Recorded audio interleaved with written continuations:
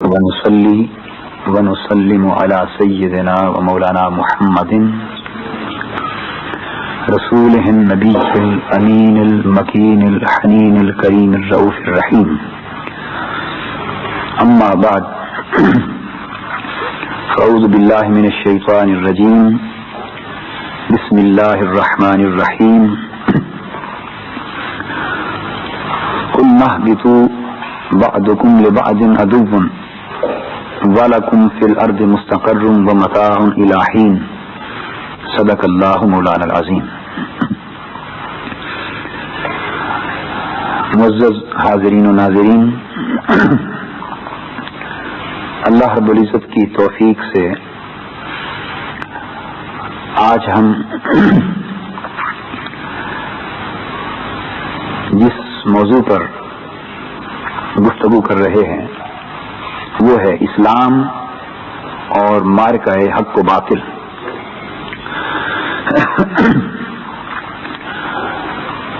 اس موضوع پر روشنی ڈالنے کے لیے میں نے سورہ بقرہ کی آیت نمبر 36 کا آخری حصہ تلاوت کیا ہے.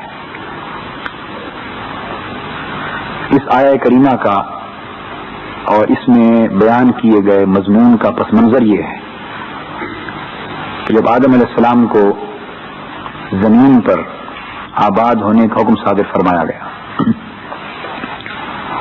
تو ساتھ ہی یہ ارشاد فرمایا قُلْنَا اهْبِطُوا، ہم نے حکم دیا کہ تم زمین پر چلے جاؤ، زمین پر اتر جاؤ اور وہاں آباد ہو جاؤ. آدم علیہ السلام سب سے پہلے انسان تھے. یہ حکم ان کے لیے بھی تھا اور زمین پر آباد ہونے کا حکم شیطان کے لیے بھی تھا. اس کے بعد قرآن مجید کا ارشاد ہے بعضکم لبعض عدو، تم میں سے بعض کے دشمن ہوں گے، تم میں سے بعض کے ساتھ عداوت رکھیں گے، بغض اور عناد رکھیں گے، تم میں سے بعضوں کے ساتھ دشمنی ہوگی، مخالفت ہوگی، تمہارے درمیان ایک دوسرے کے خلاف مزاحمت ہوگی. وَلَكُمْ فِي الْأَرْضِ مُسْتَقَرٌّ وَمَتَاعٌ إِلَى حِينٍ، اور تمہارے لیے ایک خاص مدت تک، ایک خاص وقت تک زمین میں قیام گاہ بھی ہے، یعنی مستقر ہے، اور متاع ہے، یعنی نفع اٹھانے کا سامان بھی ہے. یہاں دو چیزیں بطور خاص قابل توجہ ہیں. ایک تو یہ کہ قرآن مجید نے زمین میں آباد ہونے والی مخلوق کو اس آیہ کریمہ کے ذریعے دو طبقات میں تقسیم کر دیا ہے. یہ دو نمائندہ طبقات ہیں، ایک انسانی طبقہ ہے اور ایک شیطانی طبقہ ہے. اس حوالے سے انسانی طبقہ وہ حق کا علمبردار ہے اور شیطانی طبقہ اپنے عمل کے اعتبار سے باطل کا علمبردار ہے. اگر ہم ان دونوں الفاظ کو، انسان اور شیطان کو سمبولک لے لیں، یعنی اشارتاً لے لیں، تو اس کا مطلب یہ ہوا کہ یہ آیت کریمہ سمجھا رہی ہے کہ انسان حق کے لیے لڑے گا، شیطان باطل کے لیے لڑے گا. انسان کی جد و جہد حق کہلائے گی اور شیطان کی جد و جہد باطل کہلائے گی. ایک تو دو طبقات کی نشاندہی کی گئی ہے، اور دوسری بات حق اور باطل کا تشخص، اس کی آئیڈینٹی، اس کی عملی پہچان، اس کارگاہ حیات میں حق اور باطل کی عملی اور فزیکل شناخت بیان کی گئی.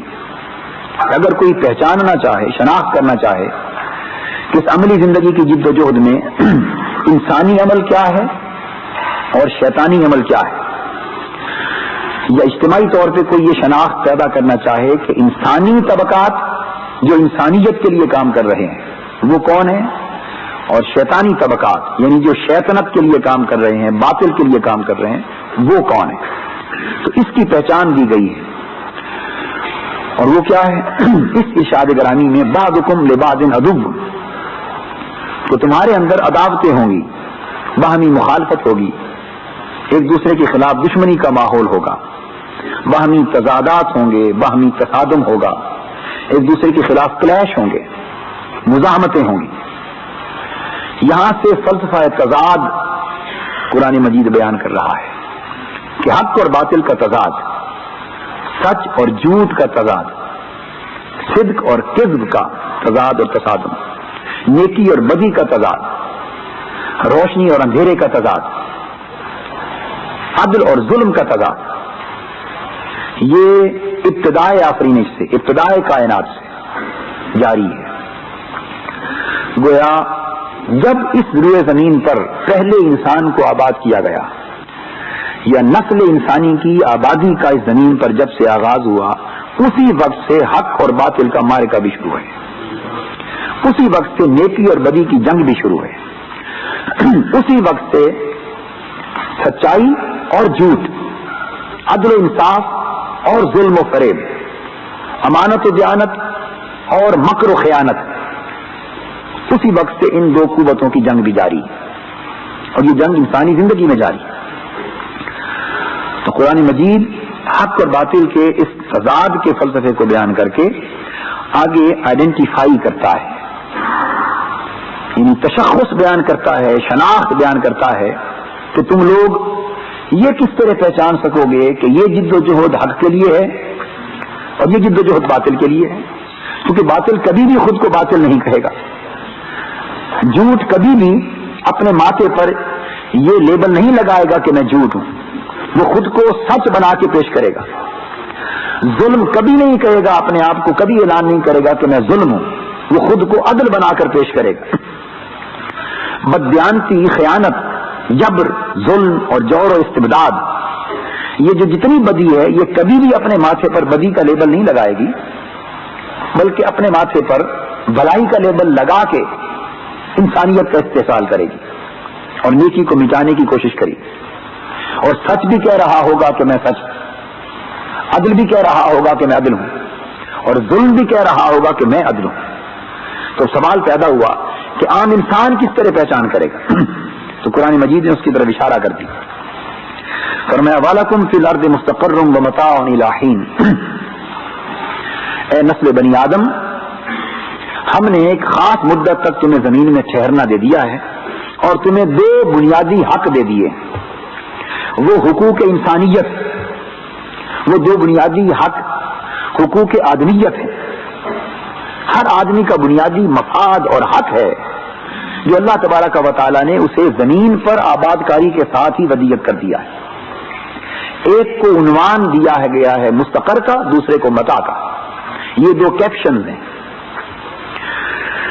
اگر دور جدید کی ٹرمینالوجی میں بات کی جائے تو مستقر پولیٹیکل اور لیگل رائٹس کا نام ہے، اور متاع سوشو اکنامک رائٹس کا نام ہے۔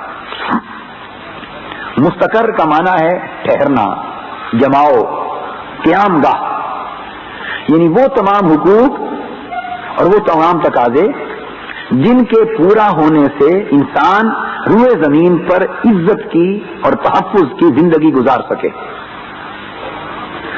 انسان وہ تمام حقوق اور وہ تمام تقاضے مستقر میں شامل ہو گئے جن کے پورا ہونے سے انسان عزت کی زندگی اور محفوظ زندگی زمین پر گزار سکے۔ تو اگر ہم آج ڈیوائڈ کرتے ہیں تو وہ فنڈامنٹل ہیومن رائٹس، انسان کے وہ بنیادی حقوق جو پولیٹیکل نیچر کے ہیں، سیاسی حقوق ہیں اور قانونی حقوق ہیں، وہ سارے انسان کو مل جائیں تو اس کے مستقر کا حق اس کو مل جاتا ہے، عزت کے ساتھ امن اور حفاظت کی زندگی کا حق اس کو مل جاتا ہے۔ یہ مستقر کا حق پورا ہونے کی علامت ہے۔ اور دوسرا فرمایا متاع، متاع کہتے ہیں نفع اٹھانا، اس کا تعلق معاشی اور سماجی حقوق کے ساتھ، انسان کی زندگی کے معاشی حقوق ہیں، اسے کھانے پینے کا نہ ملے وہ زندہ نہیں رہ سکتا، اسے رہائش نہ ملے زندہ نہیں رہ سکتا، بیمار ہو جائے علاج نہ ملے اس کی زندگی خطرے میں ہے۔ تعلیم ایک فرض ہے تاکہ عزت کی زندگی گزارے، اسے تعلیم کا حق نہ ملے، اگر کوئی اس کے حق پر ڈاکہ ڈالے تو قانون اس کی حفاظت نہ کرے، کوئی اس پر ظلم کرے تو وہ آواز نہ اٹھا سکے، کوئی اس کے ساتھ ناانصافی کرے تو اپنے حق کو محفوظ نہ کر سکے۔ اگر یہ حقوق اس سے چھین لیے جائیں تو گویا اس سے اس کی زندگی کی متاع چھین لی گئی، جینا چھین لیا گیا۔ تو معاشی اور سماجی حقوق ملے تو انسان کو پرانی اصطلاح میں متاع مل گئی، سوشو اکنامک رائٹس، اور سیاسی اور قانونی حقوق ملے تو انسان کو آج کی اصطلاح میں گویا مستقر مل گیا۔ تو قرآن مجید نے کہا کہ انسان کی روئے زمین پر محفوظ زندگی، باعزت زندگی، پرامن زندگی منحصر ہے اس بات پر کہ اسے جملہ سیاسی، قانونی، معاشی اور سماجی حقوق دیے جائیں، وہ سیاسی طور پر آزاد ہو، وہ قانونی طور پہ مساوات اس کو حاصل ہو، روئے زمین پر رہنے والے سب قانون کی نگاہ میں یکساں ہو، اس میں غریب اور امیر کا فرق نہ ہو، بڑے اور چھوٹے کا فرق نہ ہو، حتیٰ کہ حاکم اور محکوم کا فرق نہ ہو۔ جس پر بھی ظلم کا ہاتھ اٹھے قانون اس ہاتھ کو کاٹ کے رکھ دے، جس شخص کو بھی اس کے بنیادی حق سے محروم کرنے کے لیے کوئی قوت سر اٹھائے قانون اس سر کو کچل کے رکھ دے، تب اس کے متاع و مستقر کا حق پورا ہوتا ہے۔ جب یہ بات سامنے آ گئی تو اب حق اور باطل کے مفہوم کا تعین آسان ہو گیا۔ وہ یہ کہ اللہ رب العزت فرما رہے ہیں کہ انسانی زندگی میں اور انسانی کائنات میں دو طرح کی طاقتیں ہمیشہ کار فرما رہیں گی۔ کچھ لوگ اور کچھ طبقے ایسے ہوں گے جو انسانیت کے ان حقوق کی بقا کی جنگ لڑیں گے، جو انسانیت کے ان حقوق اور مفادات کے تحفظ کی جنگ لڑیں گے، اور کچھ طبقے ایسے ہوں گے جو انسانیت کو ان حقوق سے محروم کرنے کی جنگ لڑیں گے۔ کچھ لوگوں کی جد و جہد، تگ و دو، جنگ، جینا مرنا، انفرادی سطح پر، اجتماعی سطح پر، قومی سطح پر، ایک فرد کی سطح پر، تحریکی اور تنظیمی سطح پر، جماعتی سطح پر، سیاسی سطح پر، سماجی سطح پر، ان کی ساری جد و جہد کا مرکز و محور یہ ہوگا کہ انسان ایک باعزت انسان کے طور پہ زمین پر زندہ رہ سکے۔ اللہ اور اللہ کے رسول نے جو حق جینے نے اس کو دیا ہے وہ حق بتمام و کمال اس کی جھولی میں رہے۔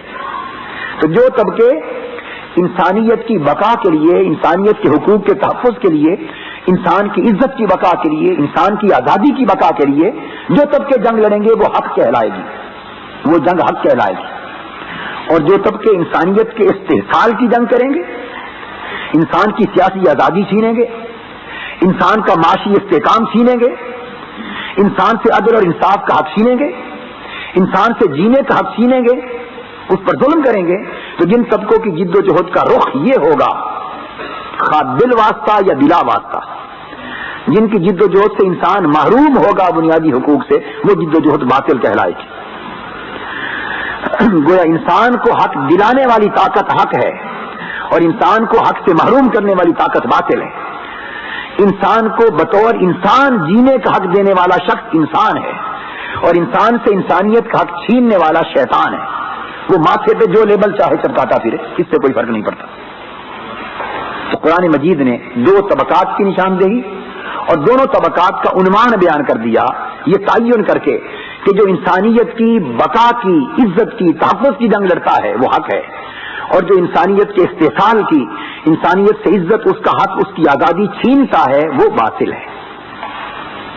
جب یہ چیز بیان کر دی تو اس کے بعد آگے آیت نمبر 38 میں قرآن مجید نے فرمایا کہ جب یہ کشمکش ہوگی ماحول میں، اقتضاد ہوگا، تصادم ہوگا، جنگ ہوگا، تو سوال پیدا ہوتا ہے کہ وہ کون سا نظام ہے جو عالم انسانیت کو اس عذاب سے نجات دلائے، اس پریشانی سے نجات دلائے؟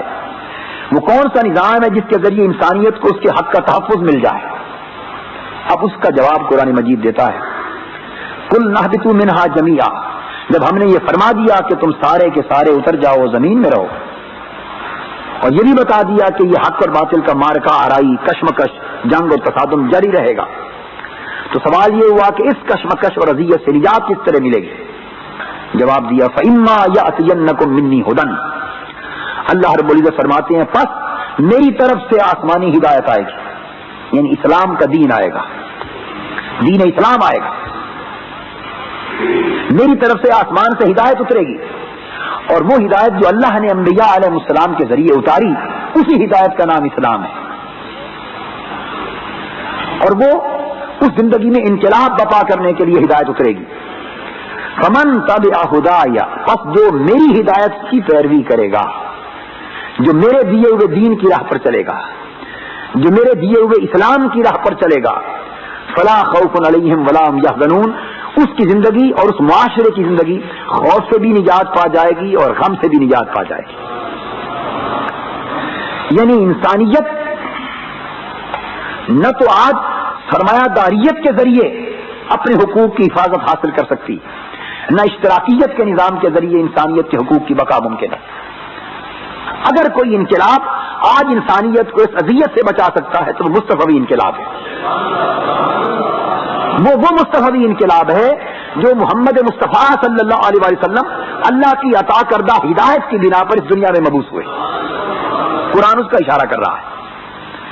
اب یہاں جو بات قابل توجہ ہے، یہ باطل جس کی میں نے نشاندہی کی کہ وہ انسانی حقوق پر ڈاکہ ڈالنے سے عبارت ہے، یہ تاریخ انسانیت میں مختلف عنوانوں سے ہمیشہ موجود رہا ہے. تو اگر ہم انسانی تاریخ میں ان کو مزید آئیڈینٹیفائی کریں انسانوں کے حوالے سے، تو باطل کبھی فرعون کی شکل میں رہا، کبھی قارون کی شکل میں رہا، اور تاریخ اسلام کے اندر کبھی یزید کی شکل میں رہا. یہ تین بڑے بڑے بت ہیں جن کی پہچان کر لی جائے تو باطل کا پورا مضمون سمجھ میں آ جاتا ہے، اور اس کے برعکس جد و جہد کرنے والی طاقتوں کو حق کس طرح کہا گیا یہ بھی سمجھ میں آ جاتا ہے. تو باطل کے تین روپ ہیں، فرعونیت، قارونیت اور یزیدیت. بے شک اس خاص تاریخی پس منظر میں فرعون بھی ایک شخص تھا، قارون بھی ایک شخص تھا، یزید بھی ایک شخص تھا، مگر تعلیماتی تناظر میں جب دیکھتے ہیں تو فرعون شخص ضرور تھا مگر فرعونیت ایک کردار بن گیا. قارون ایک شخص تھا مگر اس کے بعد قارونیت ایک کردار بن گیا. یزید ایک فرد تھا مگر اس کے بعد یزیدیت ایک کردار بن گیا. تو جب فرعونیت، قارونیت اور یزیدیت کردار بن گئے تو اس کا مطلب یہ ہوا کہ جس طرح اول سے قیامت تک حق اور باطل کی مار کا آرائی جاری ہے، اس کا مطلب یہ ہوا کہ قیامت تک اب فرعونیت بھی اپنا روپ بدل بدل کر باطل کی شکل میں آج بھی موجود ہے، قارونیت بھی روپ بدل کر آج موجود ہے، اور یزیدیت بھی روپ بدل کر آج موجود ہے. فرعونیت باطل کا جو کردار ہے وہ کس امر کی نشاندہی کرتی ہے؟ فرعونیت وہ تمام تر سیاسی حقوق لوگوں کے، سیاسی قوت، سیاسی طاقت، حکومت اور اقتدار کے سارے اختیارات اپنے ہاتھ میں مرکوز کر لینا اور شخصی عملیت کو مسلط کرنا، یہ فرعونیت. قارون کیا تھا؟ یہ زر پرستی اور سرمایہ داری کا نام ہے. اس نے سمجھا کہ سارے سرمایہ اور دولت پر اژدہا بن کے بیٹھ جانا اور سارے وسائل دولت کو اپنے قبضے اور تصرف میں رکھ لینا یہ میرا حق ہے. تو قرآن مجید نے اس کا تعارف اس انداز میں کروایا ہے. اور یزید اور یزیدیت کا کردار یہ ان دونوں کا جامع ہے. ایک اس کا اپنی آئیڈینٹی ہے، وہ یہ ہے تلبیس دین. تلبیس دین.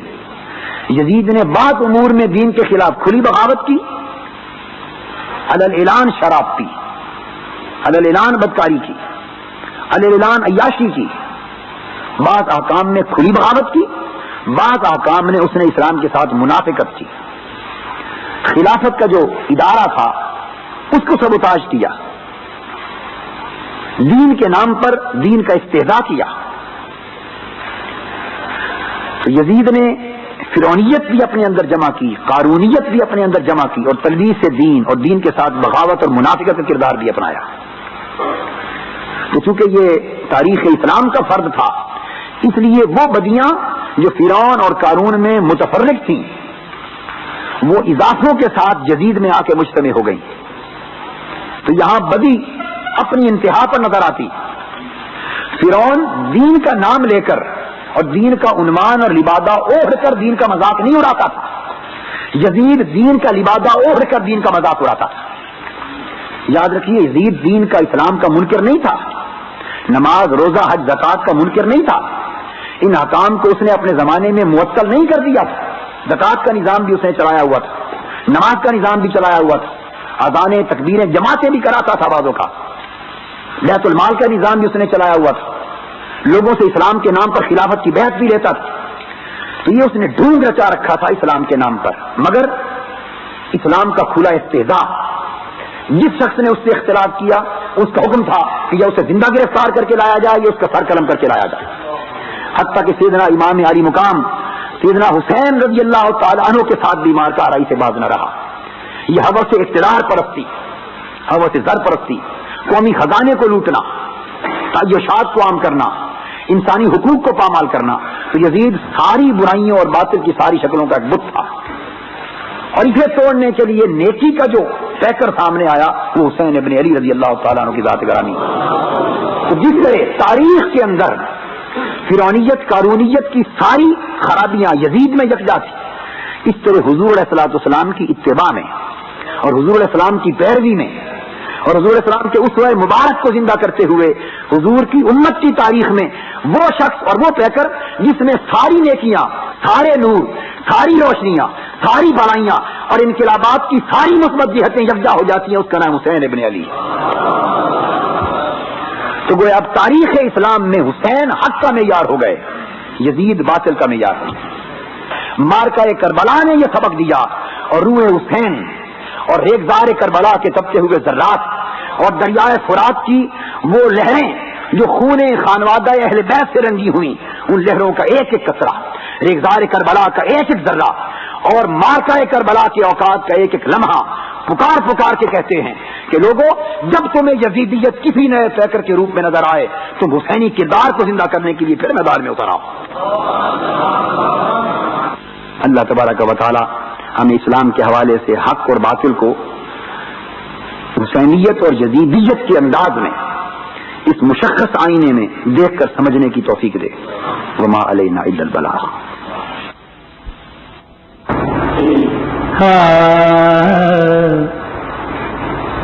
فضل رب اللہ اور کیا